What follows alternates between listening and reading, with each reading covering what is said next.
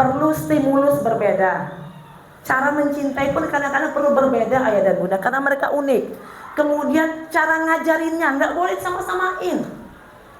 Bahkan kadang-kadang nutrisi bagi anak ini bagus bagi tubuhnya, belum tentu yang lain. Kita mengenal jenis makanan semua halal mungkin yang kita makan, tapi belum tentu thayyib bagi semua orang, ya kan? Nah seperti itu anak kita. Jika yang 80% tidak kita selaraskan, buaya kita kasih makanan kucing, harimau kita besarkan sambil berenang, misal ya contoh, apa yang terjadi? Luka, ujian, masalah hidup, itulah yang terjadi. Ada orang dengan kecerdasan otak kiri atas. Otak kiri atas itu archetype thinking, tipe thinking. Orang thinking ini ayah dan bunda, secara mereka malas ngomong. Kenapa malas ngomong? Ininya dibikin Allah kurang lentur, sehingga kosakata yang keluar mungkin lebih sedikit, hanya 9.000 kata. Orang feeling bisa 20.000 kata, 3 kali lipatnya. Jadi kalau orang thinking disuruh jualan ala kayak Acil Sopi itu, mayaam, kada kemuntungan kayak gitu, uyuh kada mulutnya yang sedikit ini. Orang thinking jadi penceramah. Banyak kan yang dikeluarkan kosakata mungkin 5.000 kata. Kalau sampai rumah orang thinking ini, anggaplah suaminya, tinggal ngomongnya sedikit aja.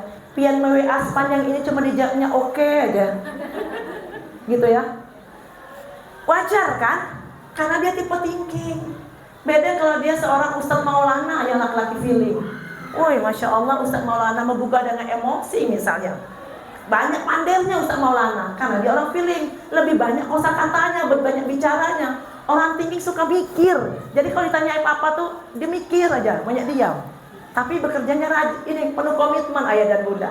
Nah, kalau seandainya kita jadikan orang thinking itu Pak, kalau di dalam misalnya di dunia pelayanan publik, jadi customer service misalnya Pak, kira-kira kuat nggak dia Pak? Selamat pagi Ibu, apa yang bisa kami bantu? Gitu-gitu, kuat nggak? Pasti dia bete benar. Kerjaan apa kayak ini? Ya, maunya dia di belakang layar. Ngetik-ngetik, barangkali menyusun proposal, bikin perencanaan. Pening kepalanya kalau ngerja kayak gitu. Begitu juga kalau orang tipe feeling yang suka bapander, disuruh kerja belakang layar, bekerja dengan komputer, dia mati gaya Bapak dan Ibu. Nah kadang-kadang itulah yang terjadi. Kita kadang-kadang karena nggak ngerti anak kita siapa, maka cara molesnya beda, ngasuhnya beda. Apa yang terjadi, potensi anak tidak maksimal. Kita masuki lebih dalam. Ketika begitu banyak keluhan para orang tua yang mengatakan kami takut anak kami kecanduan gadget Bu, kami takut anak kami nanti terkena adiksi pornografi dan sebagainya. Ada sebuah survei sebenarnya mengamini surah Al-Imran ayat 159. Ya, survei di Amerika, mereka mengatakan bahwa semakin anak-anak kita puas dan bahagia, anaknya kita tentu interaksi terbesar bersama orang tua kan, puas dan bahagia, apa yang terjadi? Mereka akan kecil sekali mengalami kenakalan remaja, kecanduan perangkat digital dan pornografi. Tidakkah ini yang kita takutkan di masa kini? Rahasia kuncinya apa? Puas dan bahagia. Rahasia kuncinya apa? Berlaku lemah lembutlah terhadap mereka. Sekiranya kamu bersikap keras lagi, berhati kasar, tentu mereka menjauh dari sekitarmu, ditangkap oleh para predator. Ayah dan bunda, Ulun menangani kasus kekerasan seksual pada seorang anak perempuan usia 13 tahun. Pada hari pertama ibunya melaporkan kepada Ulun, anak Ulun diperkosa oleh 4 laki-laki Bu.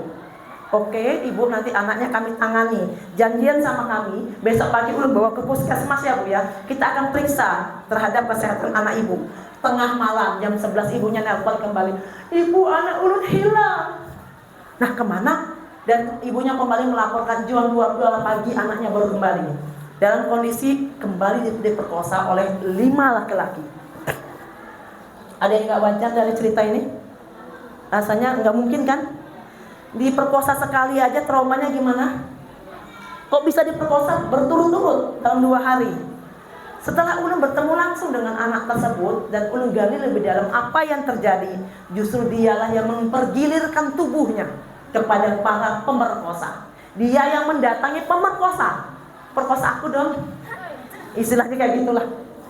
Ya, jam 3 pagi ngapain anak-anak kelayapan di salah satu pasar di Kota Banjarmasin? Anak SMP kelas 1. Setelah Ulun gali lagi lebih dalam kepada anak tersebut, dari usia kelas 3 SD sampai kelas 1 SMP, dia sudah tercatat punya 70 pacar, Pak. Bapak ada yang mengalahkan rekor. Bapak ada yang ngalahin 70 pacar, nggak main-main. Udah sampai bingung kayak apa cara pian menghitung 70 pacar itu. Ada kadang-kadang hanya satu kali, satu hari kenalan sudah berpacaran, bahkan setengah hari. Tapi ngeri Bapak dan Ibu, satu hari itu dia sudah seks bebas, setengah hari dia sudah bisa seks bebas. Kenapa? Dia sudah teradiksi pornografi, dia yang nyari. Nah, setelah orang cek kondisi keluarganya, keluarga broken home, ibu melakukan pengabaian, ya, anak-anak seperti itu, keluarga-keluarga yang tidak berfungsi dengan benar. Ya, kita tidak berharap gitu kan. Begitu juga dengan gangster, anak geng motor yang baru-baru ini menghebohkan anak kota Banjarmasin. Ketika lu bertemu dengan anak gangster yang kelas 6 SD, kelas 1 SMP, unyu-unyu bu, kok masih kecil-kecil.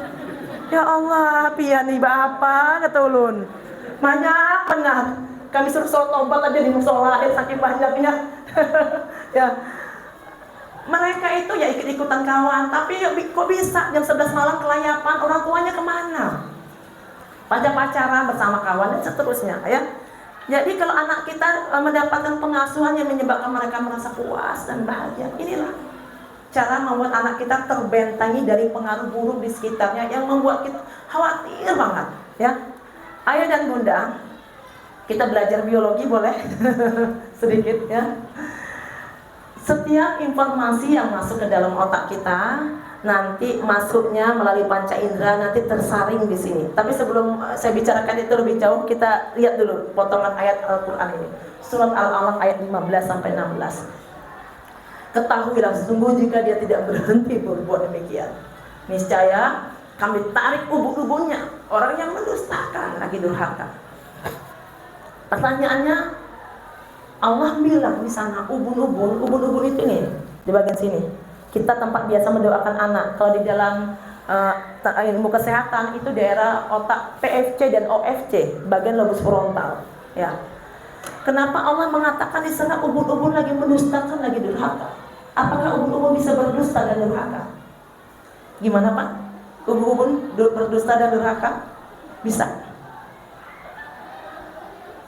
Bisa ubun-ubun berdusta dan durhaka? Kalau mengacu dengan ayat itu bisa. Maka ketika dilakukan penelitian yang panjang oleh berbagai ilmuwan, Profesor Moore, Yusuf Saker dan sebagainya, mereka mendapatkan bahwa otak PFC atau ubun-ubun adalah CEO otak moral, pemimpin otak moral. Jadi seseorang akan mengambil pilihan-pilihan, tindakan-tindakan bermoral atau tidak, berbohong atau tidak, membunuh atau tidak, berzina atau tidak, diambil keputusan dari ubun-ubunnya.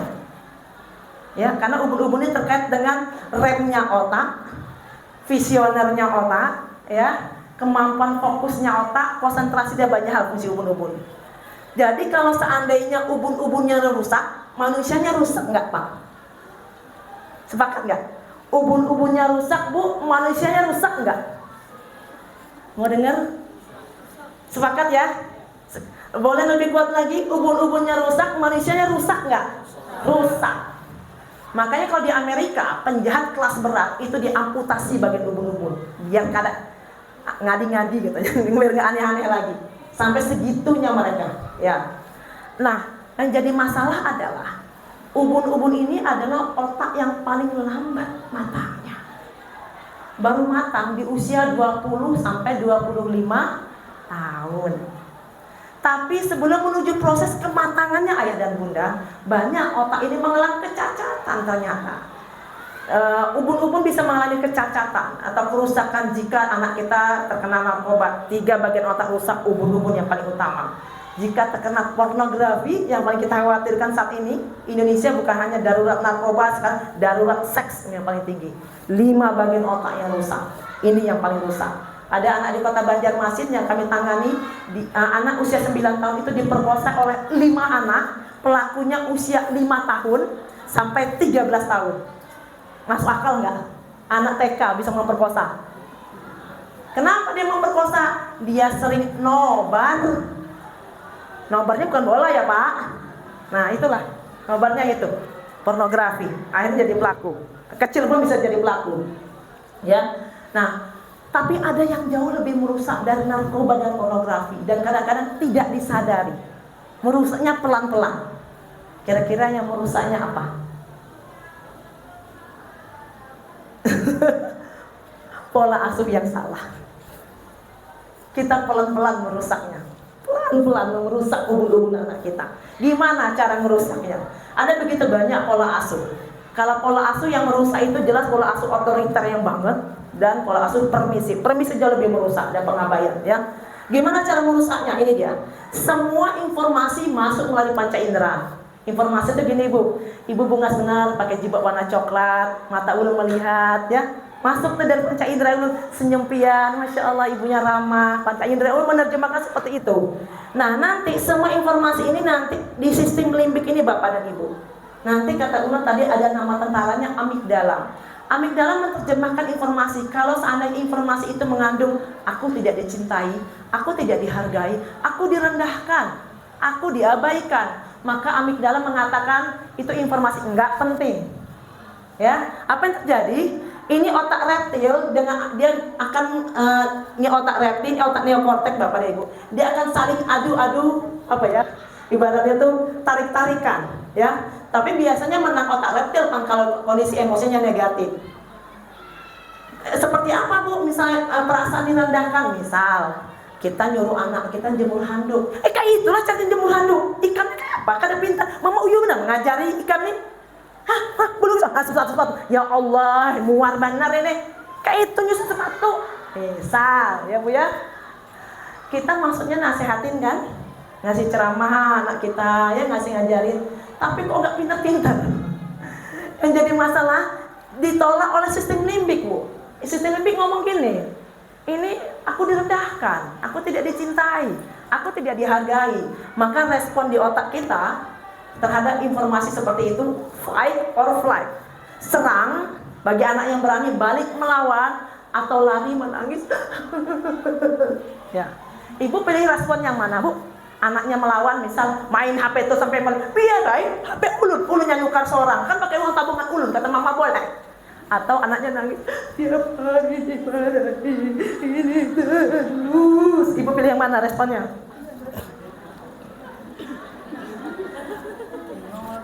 Bingung ya?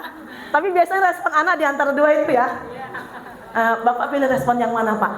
Anak yang wani melawan atau nangis di sudut rawon sampai gigit-gigit itu kadang jari. Pilih atau melihat Ya, kalau anak bapak marah, bapak memilih anak bapak itu berespon seperti apa? Ya, biasa kan kayak gitu. Ada nggak anaknya bijaksana? Terima kasih Abah sudah mengasih tahu ulun. Ada nggak? Selama ini apa yang terjadi? Kalau kadang nangis merajuk-rajuk atau balik melawan. Nah, kalau Abah seorang, Abah ketujuh yang mana anak Abah tuh? Kalau Abah marahi ketujuh memilih yang mana? Melawan, merespon Abah? Yang diam. Diam aja. Gitu ya. Tapi nanti dia pergi ke sudut. Ibu yang mana, Bu?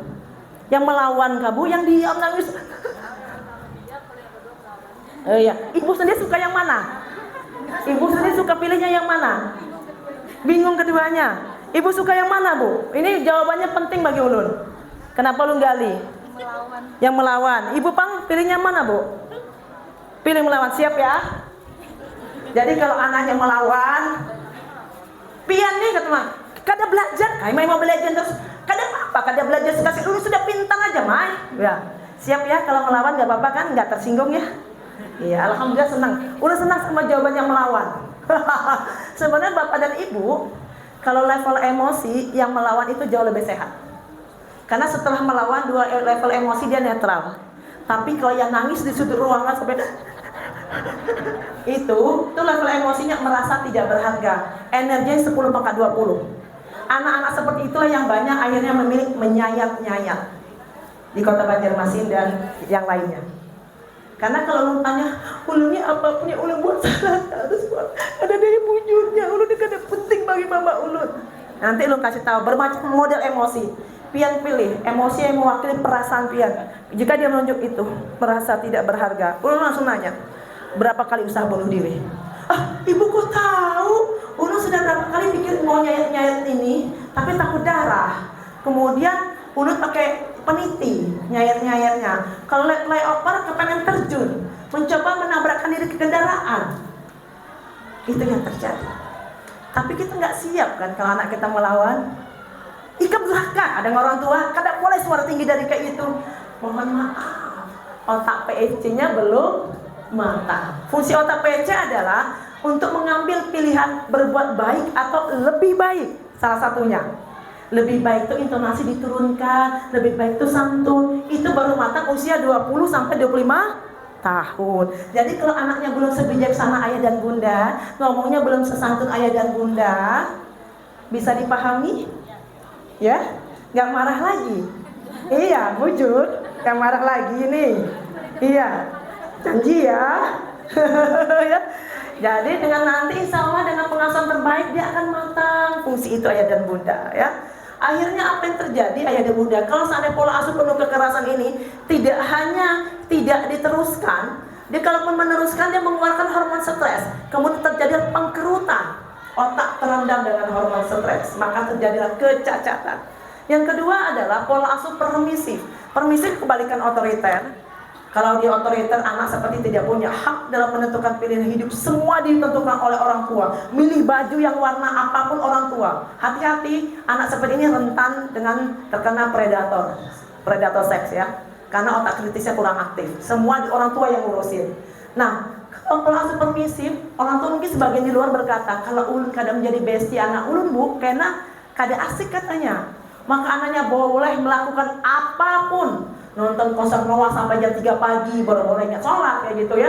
Boleh. Ulun mau ngisi seminar parenting di hulu sungai sana jam 4 pagi sudah tulak, anak kecil SMP pakai celana pendek dekat Dharma Praja, banyak lakian. Ini mana orang tuanya kata ulun. Serba permisif, serba boleh. Wah, ini jauh lebih parah dibanding otoriter kerusakannya ayah dan bunda. Makanan ubun-ubun atau otak PFC ini adalah nilai agama, norma kehidupan, disiplin positif, cinta dan kasih sayang. Jadi anak kalau tidak diajarkan nilai agama, tidak diajarkan disiplin positif, norma sosial, apa yang terjadi?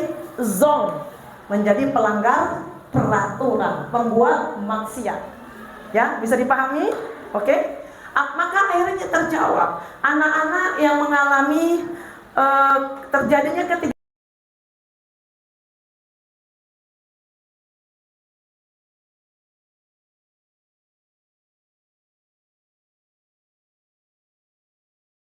diawali dengan orang-orang yang tidak terpenuhi rasa cinta, rasa aman, hormat dan harga diri. Studi menunjukkan anak-anak yang tidak mendapatkan cinta, perhatian dan kasih sayang, akhirnya apa? Mereka mengalami gangguan pertumbuhan otak. Akhirnya mereka sulit menyesuaikan diri, mudah menjadi pembuli atau dibully, mereka mudah depresi, mudah stres, menunjukkan perilaku antisosial, nggak mau tahu orang, egois dan sebagainya. Boro-boro menjadi anak hebat sesuai harapan. Ya, bermula dari sana. Nah, ayah dan bunda, inilah mekanisme perilaku manusia. Mekanisme perilaku manusia kita akan pelajari supaya terjawab. Ulun ada menangani kasus di mana pelaku sodomi beberapa anak adalah ustadz, pimpinan pondok pesantren. Ulun juga menangani kasus di mana penghafal Quran bisa memperkosa temannya. Dan banyak lagi, kaum masjid menyodomi lebih 5 anak, banyak hal. Pertanyaannya kok bisa? Kurang soleh apa? Kurang amalan apa? Orang-orang seperti itu, ya kan? Terjawabnya di sini ayah dan bunda. Di tubuh kita ada pikiran sadar, ada pikiran bawah sadar, ya. Kita 8 sampai 9 kali lipat, 88% sampai 95% bahkan mengklaim, ya. Kita itu mengambil informasi di pikiran bawah sadar untuk jadi perilaku. Jadi yang perlu kita waspada itu isi pikiran bawah sadar kita. Termasuk nanti kita mengisi pikiran bawah sadar anak kita. Karena kita pun meninggal dengan mengambil pikiran bawah sadar kita. Ada yang meninggal dalam keadaan bernyanyi, melakukan maksiat. Ada yang sambil mengucapkan kalimat-kalimat tauhid. Itu apa? Pikiran bawah sadar. Ya, hati-hati dengan isi pikiran bawah sadar. Antar pikiran sadar dan pikiran bawah sadar ini cuma 1 kali 2 kali lipat ya, ada 5-12% kita mengambil dari pikiran sadar. Kalau semua orang sadar, penjara kada penuh Pak. Kalau semua sadar, kada ada ibu-ibu yang melakukan kekerasan terhadap anak, sadar. Ya, kita banyak dalam kondisi bawah sadar mengambilnya. Antara pintu pikiran sadar dan bawah sadar ada pintunya dan sering dikunci sama Allah di atas usia 12 tahun. 0 sampai 5 tahun sampai bahkan 12 tahun kita mengenal sebagai usia golden age, pintunya dibuka sama Allah. Jadi apapun yang dikatakan oleh ibunya, ayahnya, dicontohkan, semua akan masuk ke dalam pikiran bawah sadar tanpa saringan. Hati-hati. Segala sesuatu yang masuk ke dalam pikiran bawah sadar, inputan yang masuk ke dalam pikiran bawah sadar, terlepas dia benar atau tidak, maka dinyatakan kebenaran oleh otak. Ya, kita paham contohnya misalnya saat ini kita diperkenalkan makan buah-buahan itu sebelum atau sesudah makan. Sebelum ya Bu. Saat ini ilmu berkembang, makan buah-buahan itu adalah sebelum makan. Tapi kita terima informasi dari halus, buah-buahan pencuci mulut. Kalau kada makan nasi karena sakit perut, belum makan buahnya, ya kan? Maka tetaplah kita, walaupun kita sudah ngerti buah-buahan adalah sebelum makan, karena fungsi serat membersihkan usus, nanti nutrisi lebih banyak masuk. Kita makan buahnya setelah makan nggak? Berubah nggak kita? Nggak berubah. Karena ngambil informasi di pikiran bawah sadar, walaupun sudah ngerti. Jadi pengetahuan tidak cukup merubah perilaku manusia kadang-kadang kalau sudah masuk pikiran bawah sadar. Kemudian misalnya, wah kita jalan-jalan ke luar negeri, wah ya ulun seminggu di Eropa kada pernah makan, ngeramput kata kawannya. Ikan paling banyak makan roti. Nah roti itu lain makan kita bilang. Yang nama makan tuh makan apa Pak? Makan nasi. Sehari 2-3 kali kita makan nasi. Kalau kada ketemu nasi ya Allah rasanya kayak apa? Akhirnya dokter bilang, Pak, Bapak gula darah Bapak tinggi Pak 400 Pak, Bapak diet kada usah makan nasi lagi. Mau nggak Bapak kayak gitu? Biasa susah ya, mau dikasih diet kentang, makan gemili, mah nggak lihnya kata Bapak. Dokter kemudian membablas pikiran bawah sadar Bapak dengan pakai baju khusus. Baju dokter tuh baju putih, tentara, polisi itu pakai baju khusus. Tujuannya apa? Membablas pikiran bawah sadar. Ulama memakai baju khusus ya, karena membablas pikiran bawah sadar. Tujuannya apa? Karena kita ngeyel biasa di sini. Jadi kalau semua informasi masuk ke sini, mudah-mudahan jadi perilaku. Dokternya bilang gini, Pak, kalau gula darah Bapak 400, maka kemungkinan komplikasi akan terjadi ke jantung, stroke. Terus Pak ya, darah Bapak kada lancar Pak, sampai ke ujung-ujung. Kenapa bini Bapak buka ke yang lain? Kalau darahnya kada lancar ke ujung-ujung, hari Jumat tidak harmonis, hari berkelahi. Nah, aduh kata Bapak, berubah Bapak. Ya lah sudah dok, ulun diet dah, kada makan nasi lagi ulun. Baru terjadi perubahan. Dipaksa dokter masukkan informasi ke dalam pikiran bawah sadar dengan menggunakan emosi, dimainkan emosi kita. Ya Bapak dan Ibu. Nah bayangkan kita setiap hari mengasuh anak kita bahkan sejak janin. Kita memasukkan nilai emosi ke sana, hasil interaksi kita bersama anak-anak kita. Jadilah ada anak-anak yang merasa tidak dicintai, krisis ayah. Kemudian dia menjadi pelaku sodomi misalnya, anak-anak krisis ayah ini. Kalau kita lapar makanan, kita bisa ke warung dimakan. Tapi kalau lapar cinta ayah, cinta ibu, warung mana menyediakan? Predator kan yang menyediakan. Ada anak kita upload di medsos, makanannya enak tapi ulun kada nafsu. Hai sayang, kenapa kada nafsu? Anak kita ada yang goda-godain. Maka ada anak dari kota Banjarmasin kami tangani, baru kenal seminggu di Facebook sudah nyerahin kehormatan. Kok bisa? Ya diraih-raih predator kayak itu aja. Mamanya kada pernah memuji, abahnya apalagi. Jadi predator yang memuji, memberikan makanan cinta. Ya, maka pikiran bawah sadarnya terbuka, walaupun ini salah, dia bisa menyerahkan kehormatan. Di sana juga ada kebiasaan, di sana ada nilai agama ayah dan bunda. Makanya kenapa di atas 12 tahun relatif sering dikunci sama Allah, hanya kondisi tertentu untuk dibuka. Jadi kalau kita bisa ngajar anak kita dengan cara memasukkan ke dalam pikiran bawah sadar, itu nempelnya luar biasa. Ya, cinta dan kasih sayang masuk ke dalam pikiran bawah sadar luar biasa. Ini membawa karakter sepanjang usia mereka. Nah, anak-anak yang punya pengalaman emosi yang buruk, kurang dicintai, ternyata nilai spiritualnya pun akan mengalami krisis. Inilah kenapa seorang tokoh agama pun bisa memperkosa. Penghafal Quran yang kami tangani bisa memperkosa. Karena satu folder. Ya. Jadi jangan sepelekan emosi yang kita masukkan, kebiasaan-kebiasaan yang kita masuk ke anak kita dari pengasuhan-pengasuhan kita, ya. Nah, baik ayah dan bunda, akhirnya akan sangat berbeda otak anak yang mendapatkan pengasuhan yang baik dengan anak yang sering mendapat kata-kata yang buruk, ya. Anak yang mendapatkan pengasuhan normal, anak yang diabaikan, ukuran otaknya beda, ya. Anak yang diasuh dengan penuh cinta, dengan penuh kekerasan, banyak bolong-bolong, beda. Akhirnya siapa yang melukis struktur otak anaknya di jantung dan kepala anak ini? Orang tua. Ya, kita sadar bahwa kita sepakat di sini perlu mencintai anak kita, ya, seperti Rasulullah yang sangat luar biasa memperlakukan anak-anak, ya, sangat mencintai anak-anak. Tapi bagaimana kondisi anak-anak kita? Dalam berbagai kesempatan ulun mengisi seminar, ada beberapa sekolah menginisiasi, mereka meminta anak-anak membuat surat untuk orang tua. Apa yang ingin disampaikan? Di suatu hari ulun mengisi sekolah Islam terpadu di Perayahari. 90% surat-surat anak itu mengatakan bahwa orang tua pemarah. 1.000.000% kita mencintai anak, benar? Tapi pertanyaannya, sudahkah cinta itu dirasakan oleh anak kita?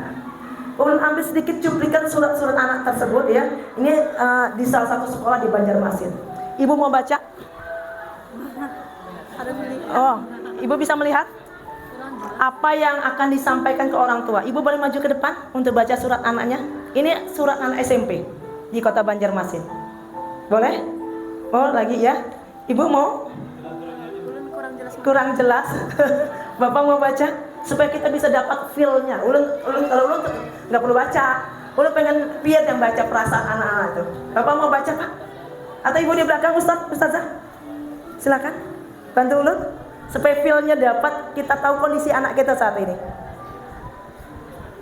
Ustazah? Ini Ustazah semua, ini kan seragaman, ya. Boleh sini. Di antaranya boleh Ustazah. Silakan. Bareng sama ulun. Ibu? Enggak apa, takut semua. Dinilai kau Ustazah. Kada dinilai rapat loh. Ayo. Ibu berkenan Bu. Baca yuk. Kalau yuk, maju ke depan kalau tidak melihat. Supaya kita tahu gimana perasaan anak aja. Ulun pengen itu. Ini apa yang ingin disampaikan kepada orang tua. Bacanya ulun hitam ini ulun warnai, ulun tutupi nama-namanya. Mulai dari sini, Ma, boleh nggak? Ya, baca ini.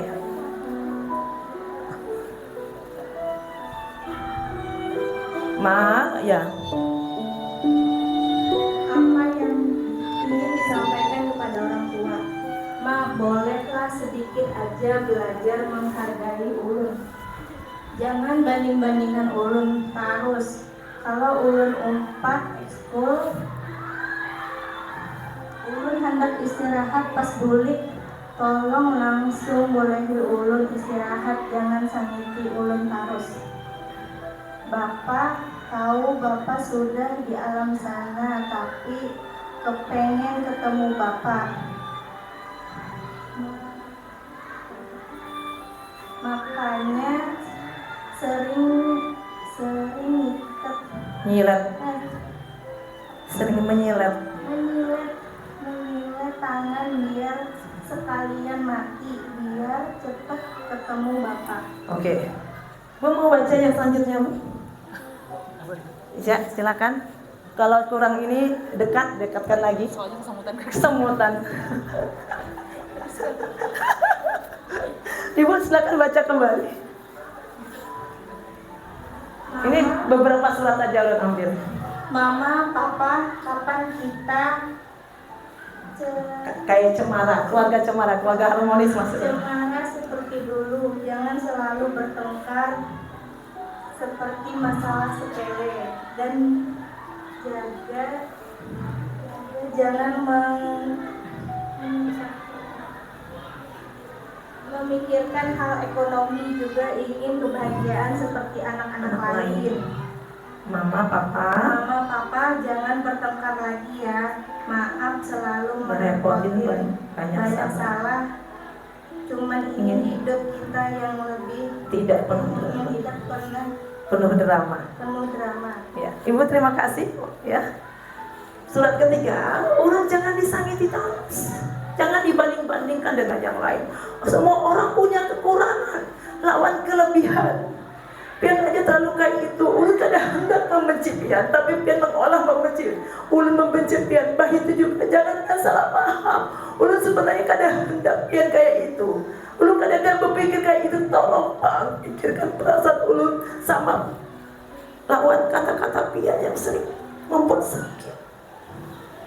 Ibu ada komentar terhadap permintaan kecil anak ini. Sulit gak sih Bu dipenuhi? Pengen jangan dibanding-bandingkan, istirahat sebentar aja habis ekskul atau seperti apa?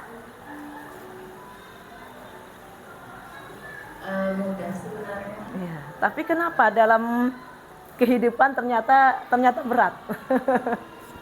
karena mungkin orang tuanya juga bermasalah. Iya, mungkin Jadi salah. akhirnya memberikan yang seperti itu terasa sulit Terasa karena sulit. orang tuanya tidak bahagia. Betul sekali. Iya. Sangat betul sekali Ibu, ya. Kalau orang tuanya tidak bahagia, ya, maka anaknya pun akan dapat vibrasinya, dapat kemarahannya. Ya, ayah dan bunda. Bukan berarti kita tidak boleh ada konflik dalam pernikahan. Justru konflik mendewasakan kalau kita bisa melalui itu.